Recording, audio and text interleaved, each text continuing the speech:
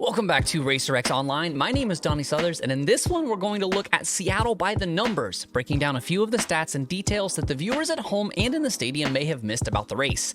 Cooper Webb gets it done, winning his third race of the season, and the only guy not named Jett Lawrence to win more than one this season, with the narrowest margin in 2024. In fact, his 0.592 second gap over runner-up Chase Sexton is the sixth closest 20-minute main event in Supercross history, and the closest finish since Salt Lake City in 2021.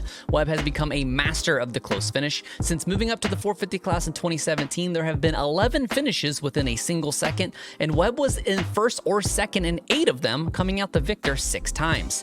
And with his 10th most all-time career wins number of 24, that means 1 in 4 of Cooper Webb's wins have come down to the very last corner. Cooper also becomes the first person on the season to win a race after starting outside the top 4, with the number 2 coming across the stripe in 7th and starting the first full lap in 6th. Of course, Jett Lawrence had the speed all day, but an untimely mistake and a lapper holdup hindered his results. But just how fast was Jett? A second and a half faster than the field at his peak. No one else in the field set a lap time faster than a 52 flat, but Jett had 3 sub-52s on lap 4, 6, and 7 before his collision on lap 8 with Cooper Webb.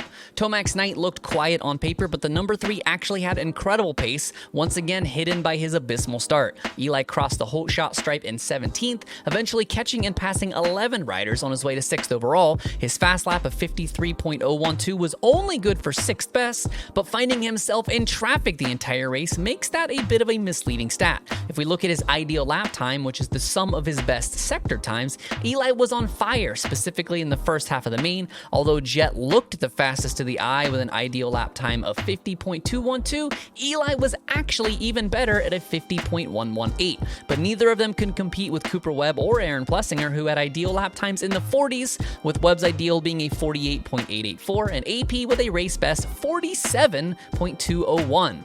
With that 6th place finish, Eli missed the top 5 for the 3rd straight round, the first time he has done that in 8 seasons. With Coop 2 steps above Jett on the Seattle podium, Webb has cut the point deficit down to just 16, but history is against Webb's comeback charge. Since the series started visiting Lumen Field back in 2005, the Seattle winner went on to win the title just 3 times in the previous 15 visits to this stadium. James Stewart in 2007, Ryan Villopoto in 2014, and Eli Tomac in 2022.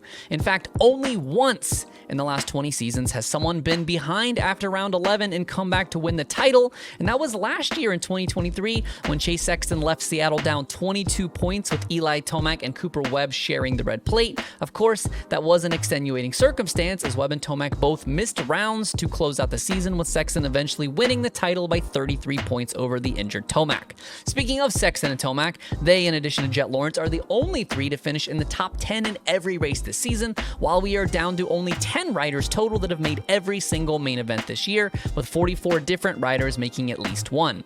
Even with such a wide spread of guys on the gate, 4 high-profile privateers are still looking for their first with just 6 rounds to go. National number privateers Kevin Moranz, Josh Cartwright, Josh Hill, and Anthony Rodriguez are still on the hunt for their first main event in 2024. 2 privateers that have excelled at making mains this year through the LCQ are Freddie Norrent and Kyle Chisholm, with Freddie qualifying through the LCQ 8 times in 11 rounds, while Kyle doing so 4 times, but both failed to chiz in Seattle, with Ken Roczen instead winning his first ever LCQ and his first ever attempt in Seattle after 10 years in the class. My favorite LCQ stat of 2024, however, belongs to Cheyenne Harmon, who is the only person to appear in every single LCQ through round 11 this year on the 118 Yamaha, after just barely making the night show cut, qualifying 40th in Seattle.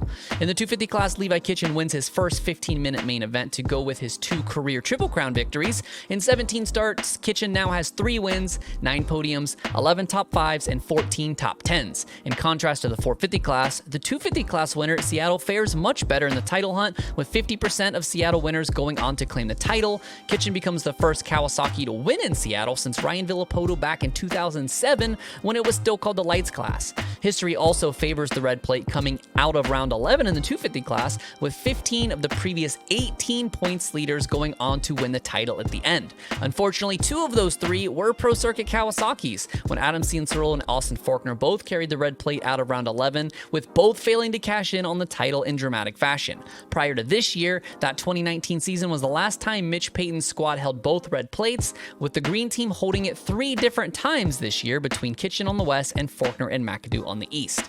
Although RJ Hampshire remains in striking distance, down only 8 points, Jordan Smith's wild night leaves him on the outside looking for help, as the last 10 seasons, no one has come back in any of the 3 classes down 21 points or more without the red plate holder suffering an injury, with the only 2 comebacks being Justin Cooper in 2021 after being down 2 points to Hunter Lawrence, as well as Dylan Ferrandis coming from 15 down to overtake Adam Cianciarulo after the 92's 20th place finish at the Las Vegas finale. Let me know in the comments if you like this format and like the video on your way out. For RacerX Online, I'm Donnie Southers. Don't forget to visit racerxonline.com for all of your motocross and supercross news.